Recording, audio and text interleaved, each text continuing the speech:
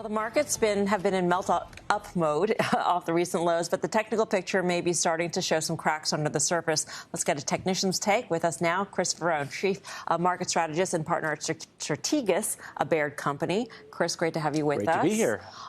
Let's start off with Micron. Yeah. Because that seems like the poster child of what goes on day in, day out on the indices. You know, listen, I think we're about 170% above the 200-day moving average on Micron alone. SK Hynix has doubled over the last 18 trading sessions. You can go stat by stat. It is in that mania, manic type melt-up mode. And it would be foolish to say that we know the hour or the day when that comes to an end. These can take a life of its own, as this certainly has taken a life of its own here over the last couple months. But I do think you ought to be managing risk or protecting longs or profits here. I don't know what the next month or two will look like here, but I do think you're starting to see a couple fissures starting to emerge around the surface that maybe demand some attention. We've kind of had this melt-up call, but I want to be open to what could change.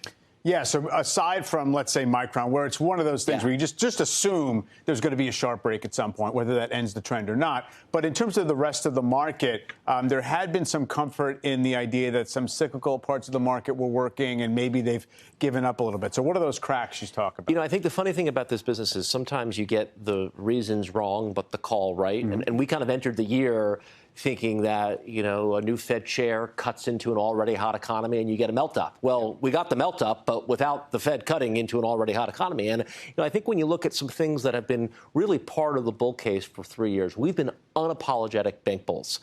There's some cracks starting to develop in these bank stocks. I mean, Wells Fargo broke down last week, JP Morgan and BAC on the weaker side. I think Citi's still okay here, but this flattening yield curve seems to be taking its toll, or higher two-year yields seem to be taking its toll on banks. You're not seeing it yet in the calendar stocks. Morgan Stanley and Goldman continue to trade well, but, what was already a pretty narrow financial sector, I mean, the consumer finance names have been weak. We know insurance has been weak. Probably don't want to lose these bank names, or at a minimum, kind of put it on the wrong side of the ledger. Something seems to be changing in that group. So all in all, are you on alert when it comes to the broader indices? I think that's the right way to say it. We've been using 7750 as kind of the number. We crossed 7400 today. To say we're in the zone would probably be premature, but we are starting to keep track of, hey, what are some fissures? You mentioned the consumer stocks at the lead-in. I mean, it's bad in consumer world. And that's it's an important difference from this time a year ago. When we came off the tariff lows, discretionary led, at least for 3 or 4 months. Right. And you just have not had that response here. Now, maybe take some solace that neither have consumer staples done anything of great significance here, nor has healthcare.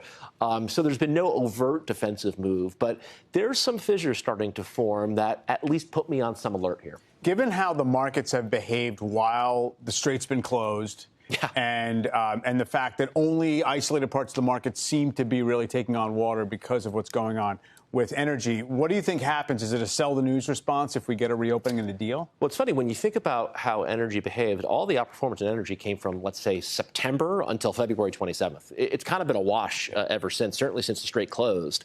I do wonder, markets tend to be counterintuitive.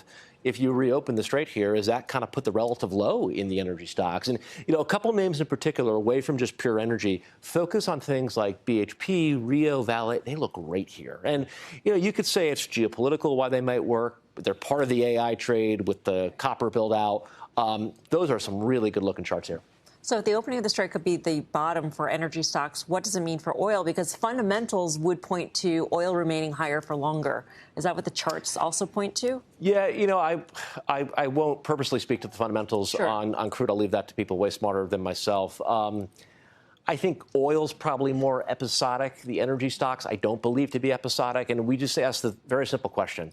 Energy's weight in the S&P is about 3%. Knowing what you know about the world, is that the appropriate weighting? And I think there's still an opportunity to take an opinion that's different than the index opinion on what your exposure to energy here or basic resources as well.